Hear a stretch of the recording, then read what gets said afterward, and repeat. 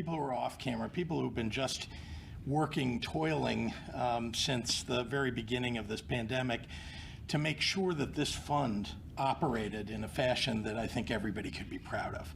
And I just wanted to point out that I can't name them all. I can tell you, though, that from moment one, when Penny started firing up the phone lines and calling people around Chicago to get them engaged, people at Chicago Community Trust, people in all parts of the state, United Way, community foundations downstate, not to mention all of the givers from all over the state. It's just been an effort that I think all Illinoisans should be very, very proud of. And I, of course, am very proud of my big sister, and I should properly say, since she called me governor, Secretary Pritzker. So that having been said, happy to take questions from members of the media. Does this mean that the fund is done, or do you continue? What's the status? So the fund will be winding down its fundraising operations and its grant-making operations. It's in that process now. That's not to say that there isn't tremendous need out there. And we are encouraging people, in fact, to look at all the organizations that were vetted by this fund that around the state, 1,600 organizations across the state that are so terrific. They're really delivering for the people of Illinois during this terrible crisis. And so those are available on the website that I listed a little earlier. You can go to their websites. Many of them have the ability, give you the ability to donate directly, but you can also reach out to those organizations to see how you might help with your time. But we want to encourage people to continue to support these organizations because they really are doing God's work. But there might still be difficult days ahead. That's there are. The part that I wonder, why not Sure. continue, or is it just you've reached your max on how much you can? No, it's a great question. Thank you. But remember that when we started this fund, the federal government hadn't gotten involved in any way. The state government, we were literally in crisis mode and trying to deal with the issues of, as you know, we had to close schools, we had to put in a stay-at-home order, and so on. And it was very difficult to reach all of these places that needed help, or to identify everybody that needed help. And so it was great to have this independent private organization that could move much faster sometimes than government. And before the federal government could get involved. Now, of course, as you know, there were COVID relief dollars that were provided by the federal government specifically for the kinds of things that this fund had been aimed at. And there are some things that this fund was aimed at that the federal government was not. But all of it are focused on people in need across the state. And so this is not to say that this pandemic is over or that the need is over. There is a great deal of challenge that is facing families across the state, and I want to encourage those who can reach out to do so, to help in any way that they can. I will say, and you've heard me at other subsequent press conferences since March, talk about the many, many people who are giving of their small businesses, who are just out there helping by handing out meals, by helping people who are in need that are in their own communities, and that continues. But at some point in time, you're going to need more federal aid. And what are any ongoing talks? I know Mayor Lightfoot mentioned today that she's still waiting to hear back from President Trump. Have you any communications with his administration, or are you relying solely on Congress and the Senate to pass another stimulus plan? Well, we're certainly dependent upon Congress to step up to the plate. You've heard me many, many times communicate about the need for state and local government funding, because it is through the government, as you know, the state government and local governments, that many of the services that people rely upon are provided. And I'm very, very concerned that our social services, our human services across the state will be diminished significantly if there's no funding provided. There was a lot of revenue lost as a result of COVID-19 all across the country. I just read an article about Florida and their $5 billion hole that they're trying to figure out how to fill. Not to mention in New York, it's something like 11 or 12 billion.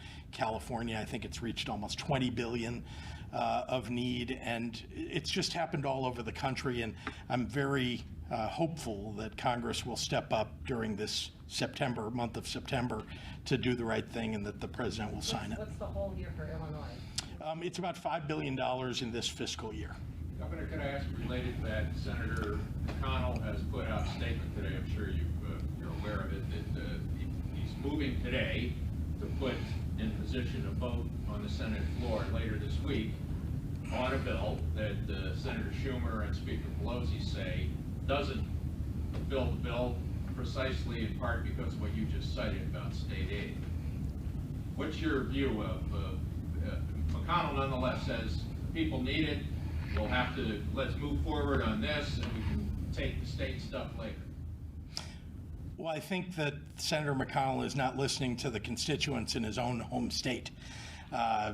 His home state also has an enormous need. And what they're putting forward, if it doesn't have state and local funding involved, falls short of what's needed. And look, it's not just because we've got human service needs across the country that need to be filled. It's also because it will harm the economy of the country if there are massive layoffs that occur as a result of a failure of state and local funding. Let me just say one other thing. Big corporations all across the nation have received billions and billions and billions of dollars of aid.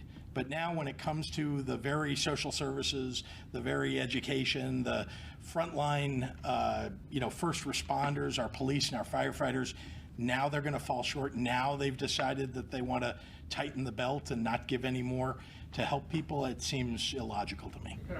One other, I'm sure you saw that there was criticism of the awarding of cannabis licenses. Would you care to respond to that? And again, that African Americans have been shortchanged is the complaint. Well, let me start by saying that the social equity focus of the cannabis industry and how it was created, this is a marathon. It's not a sprint. We've said that all along. We've had to, focus on making sure that at each step, the diversity that we all want, the diversity, the equity, the inclusion that we all want from this industry is in fact brought to bear. We know that the announcement of the applicants, that are going to be in the lottery has caused some confusion. But this was the process that was laid out by the legislation. And we also know that there will be changes and fixes along the way. There are about 400 other licenses that will be awarded. But just to give you a sense, in this round of licenses that were awarded, 100% of the finalists, the 21, are social equity applicants. 2/3 of the applicants were 51% owned by those who come from disproportionately impacted areas. 62% of the owners are controlled by people of color, owned and controlled by people of color. 20% of the owners are people who had been arrested or convicted of a crime that's now eligible for expungement under the law. So the law itself has a lot of good in it. It's being effectuated. This is one step along the way. As you know, there will be a study that's done about whether it's actually doing what we all want it to do. And I'm on board with, when people think about, are there changes that need to be made for the next rounds of licenses, that, we ought to work together to make sure that happens. Some are asking you to stop the lottery, not have it because they don't feel that it's fair. Would Sure. you consider stopping the lottery? Well, that's not something the law allows. But we'll certainly, as far as I'm concerned, we want the ultimate outcome. And again, I said this is a marathon, not a sprint. We ultimately want the outcome to be as we all have hoped and intended. I do want to ask, I've got former Senator Toi Hutchinson, who works in our administration and is, our leader on this effort. So, would you? Hi. So we knew that this was going to be when we're talking, right? We knew this was going to be an exciting time, but also a very, very disappointing time for the people who didn't make it to the final phase. We had over 4,500 applications for 75 licenses across 17 regions. So again, 4,518 applications for 75 licenses. There was bound to be a lot of disappointment for this first round, especially since it's a really incredible time to think about people who could see themselves being a part of this. So one of the things that was shocking when this all happened, or when it all got whittled down to these 21 entities, who could apply for up to 10 licenses apiece, who are in this final round, that over half of the applicants themselves in the final round are people of color. There's 0% people of color right now in the current industry, 0. And nationally, it's 4%.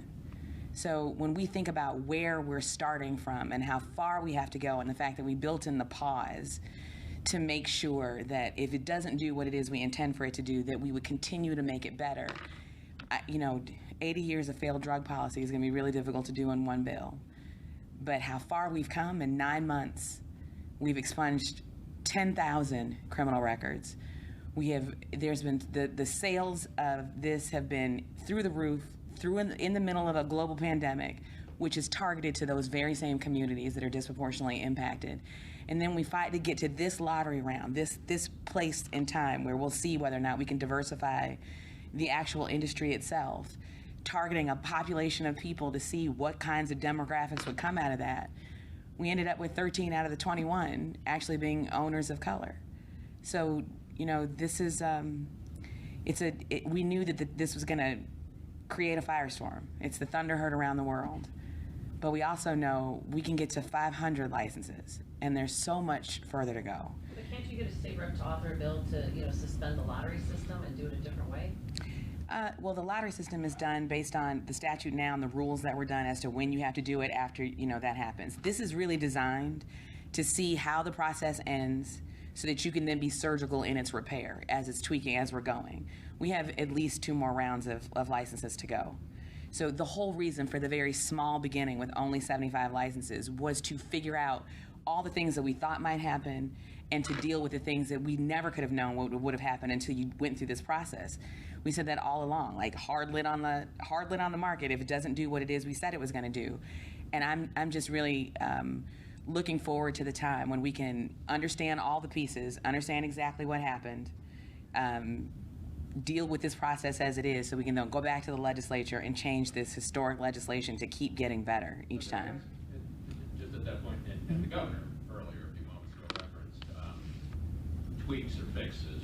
What, for example, are you looking at? What are the issues you're studying? Yeah. I think one of the first things is that, the sheer number of applications that we got, we need to put a limit on how many you can apply for at one time so that you can't have really heavy moneyed interest apply for way more than what, your regular folks can apply for. Like that's one thing. I think another thing is to go from just doing top scores to doing a cutoff score so you can also expand the pool that way. Again, things that we wouldn't have known how they shook out until we saw what happened as it shook out. So moving forward, a lot of people have some really good ideas about how to continually expand the base of people who've been historically locked up and locked out of this. And we still are on track to see some significant portion of ownership that goes to people of color, which does not exist at all anywhere in the country. So this is a long game. We always knew it was going to be a marathon, and we knew this would be the hardest, most crucial point, is that what would happen in these first rounds. So the next few weeks we'll also hear for the Department of Ag and Craft Grow and Transport and Infuser, so we can look at all of the license categories, the application itself, the applicant pool, and what to do next to continue to make this the most equity-centric bill that we could possibly do that exists anywhere. We'll do 2 more.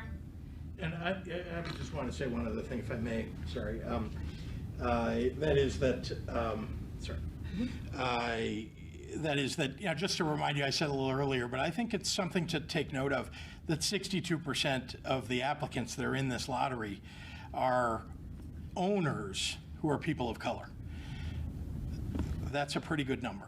And when we're done with this process, we will have the largest percentage ownership by people of color anywhere in the nation. And there are now 11, maybe 12 states now that have legalized. And so I think that's just something to take note of always. And I think everybody who's been involved in this process from the very earliest moments have said, we're going to have to make little changes along the way as we learn from the process. We're literally creating an industry. And by virtue of this law, going from 0 to, what is, I think, already a major industry. And so we want to make sure we get it right, and that's why it's been done in a ratable fashion, in a fashion that's, allows us to make those changes along the way. Speaker Madigan, there will be the investigative hearing. You said you were anxious to have some questions answered. They begin on Thursday. Yep. What questions do you have that you would like answered? Well, I think they're all the same ones that many of anybody who's been reading the documents that have been put forward by the U.S. Attorney's Office raised, right? There's so many things in between that you don't know because it was really focused on ComEd and not on these ancillary players. And so these are all, I think we're starting to see other players. There was the indictment that was rolled out, I think, on Friday. And that, that adds to, your understanding or our understanding, all of us, of how one might think about the questions that should be answered. But there's an awful lot, and I think that's something for an inquiry, not something just to throw a question out here at a press conference. Last question. Governor, can I ask about the nuclear plants? Are you open to an additional subsidy for Exelon? And do you view this, as some members of the General Assembly have termed it, extortion, as though they've stuck a gun in the ribs of Illinois ratepayers? Stick them up? Yeah. What I would say is that what we don't know what the real financials are for those power plants. We just don't know.